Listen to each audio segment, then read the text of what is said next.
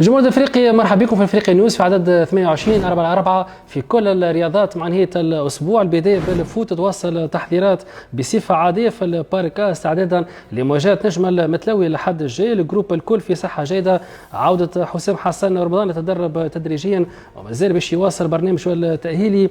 ماتش المتلوي باش يعرف عوده حسام السيلي وايمن الحرزي اللي كانوا غابوا على ماتش العمران. البحث باش يكون على انتصار عدد 14 هذا الموسم بتوفيق الاولاد.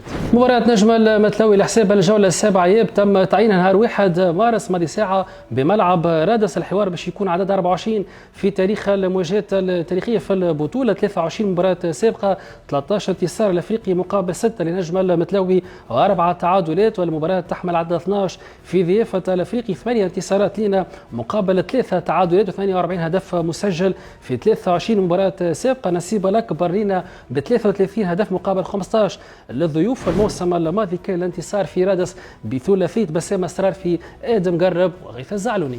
نتائج بطولة الشبان الجولة الأولى إياب 6-6 في المينيما، الانتصار مستقبل السيمان 4-1 في المينيم بي، الفوز بثنائية نظيفة ضد نادي البنزرتي في الكادي A، العودة بالانتصار 3-2 الكادي بي، الفوز برباعية مقابل 2 في الجونيور. الأولاد رجعوا كذلك بالانتصار من بنزرت 2-1، والانتصار كذلك خارج القواعد لليت 3-2. مجهودات جبارة ومتواصلة من مسؤولي فرع الشبان من أجل توفير أفضل الظروف اللي حاطة بالمواهب الشابة، وفي الإطار هذا تم التعاقد مع 26 ملاعبي لتعزيز مختلف الأصناف وفق معايير وتكوينية. مدير الفني لأصناف الشبان كمال سعادة تحدث عن المعايير اللي تم اختيارها. نشوفوا الوليدات، نشوفوا نعرف السويفي نتاعهم. تو باغ اكزومبل الوليدات هذوما عملنا سويفي نتاع فازالي كاملة فيها لي بورسونتاج دو بارتيسيباسيون تاع لي جوار هذوما. ثاني حاجه نشوفوا لي زاسيست لي بوت ماركي شنو الرول نتاعو، بعد نجيبوه معنا لنا يعمل ليفالواسيون نتاعو في وسط الجروب نتاعنا باش نشوفوه. شفناه مع جمعيته تو نشوفوه مع الجروب اللي عندنا،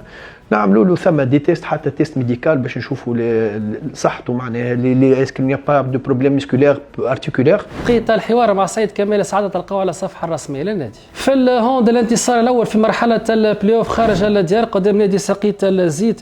ماتش عرف تألق الحارس امين البدوي اللي عمل ديبارات حاسمين 18 تصدي، حين افضل المسجلين كان على مستوى عزيز العايدي ب5 اهداف مقابل 4 لمحمد علي البحري والجيراني معرف.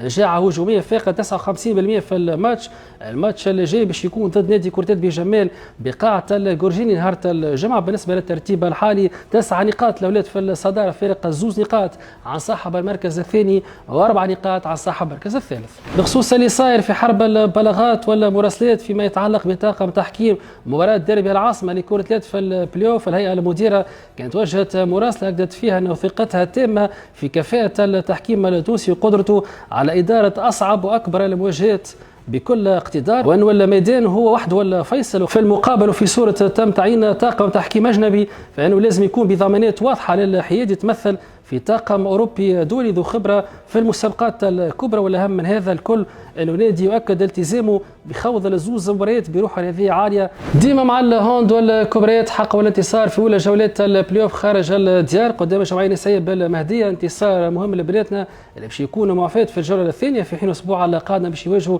الجمعية النسائية بالساحل في إطار الجولة الثالثة. في الباسكيت أكيد صدارة البلاي اوف قدام الاتحاد المنستيري بعد الانتصار بنتيجة 84-78 في الجولة الأخيرة. صدارة ب 38 نقطة، فارق 3 نقاط على بقية المتأهلين. نحكيو على الاتحاد المنستيري النجم الساحلي شبيبة القيروان. منافسنا في السوبر بلاي اوف هو شبيبة القيروان. جيم 1 نهار 4 مارس، جيم 2 نهار 7 مارس، يزوز في قاعة الجورجيني. وإن شاء الله جمهورنا باش يكون في الموعد مع فرع الشيخة. ثم الجيم 3 نهار 11 مارس، والجيم 4 نهار 14، والجيم 5 نهار 18 مارس. بالنسبة لماتش الاتحاد المنستيري أفضل المسجلين كان عمر عبيدة وسام المرناوي ب 26 نقطة، 62% من نقاط المباراة. ماتش عرف عودة محمد العباسي يلعب بعض الدقائق كيف ديكسون عودته كانت تدريجيا مقابل غياب زياد الشنوفي وبسام خليفة. I'm just happy for the team. I'm happy we won, you know.